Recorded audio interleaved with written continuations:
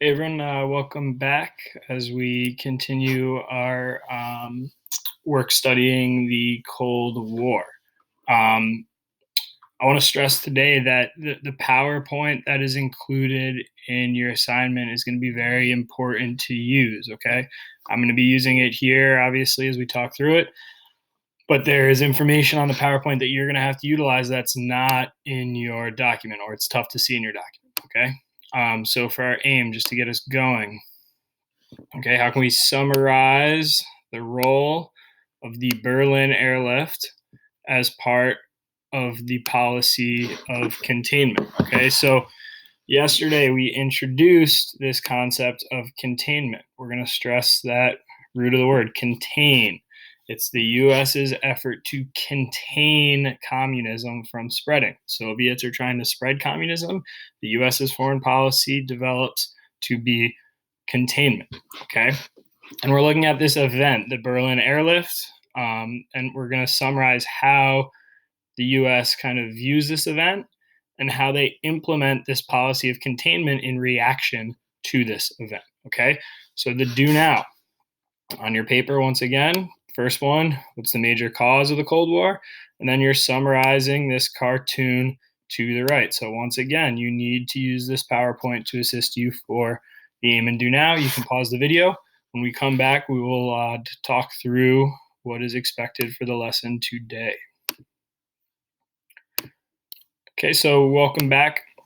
And the first thing I want to do is just kind of refer back to the worksheet you guys have, the handout you have, and you'll see that you have this image shown to you on the left-hand side. And the first thing is we're going to be looking at a map of Germany post-World War II, right? 1945, post-World War II. It's a little tough to see in here. So as I said before, the PowerPoint has everything you need, okay? So we're looking in at this map. And remember, the first thing we want to look at is the key, what's going on in the key. And we see that there's 4 different colors: the US zone of occupation, Great British zone of occupation, French zone, and the Soviet zone. And what's important for us to understand is that after World War II, Germany is divided up into what are called zones of occupation. They're divided up into different areas that are controlled by the Allies who were victorious. So, one of the questions you have in reference to this map is you're going to examine the map.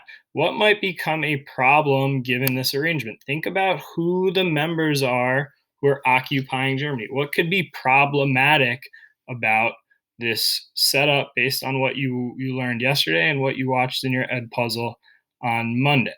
Okay, you can pause the video. We'll come back to the next section where I'm going to give you some context for the reading. Okay, so as you finish up that question based on the map, we're now going to focus on what becomes known as the Berlin Blockade and Airlift. And you can see all of Germany is divided up into these occupation zones. And you can see the capital of Germany, Berlin, will also be divided up. So Berlin is divided up as well. Okay, so you see that this is the city of Berlin here. I can't really see it with that color. There's the city of Berlin here. It's in the Soviet section, but then the city of Berlin itself is divided as well. And you have in the eastern portion, the Soviets have control of the eastern part of Berlin. The US, the French, and the British have the western portion of Berlin. So that concept of the Iron Curtain almost plays out in the city of Berlin itself. So what happens with the Berlin Blockade? All right, in 1948, so 3 years into this arrangement where the Allies are occupying Germany, Soviet troops begin to block land access to the city of Berlin. Remember, Berlin is in the Soviet zone. So for the British to get supplies there, they have to go through the Soviet zone. The US has to go through the Soviet zone. The French has to go through the Soviet zone. So what you see is the Soviets block off access to the city of Berlin. And this is problematic because the Allies, the British, the French, and the Americans, were supplying people in their zones in West Berlin. So what happens is about 2 million people in West Berlin are living without supplies. The Soviets block access to the capital city, and the British, the French, and the Americans can't get supplies there. So now the Western European powers and America have to make a decision. All right, do we leave these people stranded without supplies? Do we attack the Soviets? We start to see that the Berlin Blockade is really the first kind of tension between those capitalist and democratic countries and the communist countries. Okay, and this is really one of the first Cold War interactions we see. Okay, so what you guys are going to be focusing on today is figuring out how does the US, how do the British, how do the French respond to this blockade? And they have some options. They can attack the Soviets, they can let the people starve, they can come up with an alternative way to get supplies there. But we're trying to figure out this Cold War mentality, this competition between superpowers over their different ideas. How's it actually going to play out when those two sides come into conflict?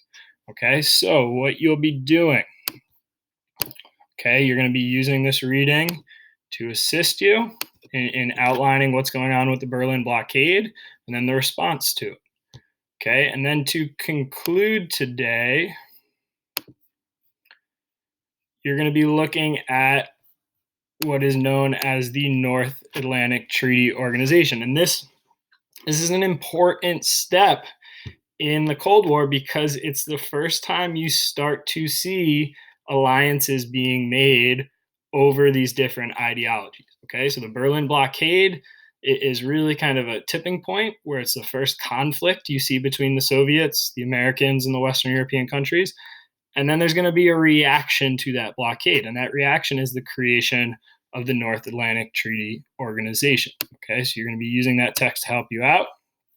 And then to conclude today, you do have a summary task at the bottom here, okay?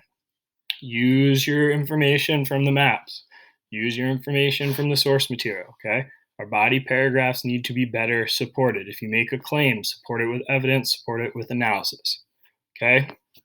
If you have any questions, any concerns, confusions, feel free to reach out to me.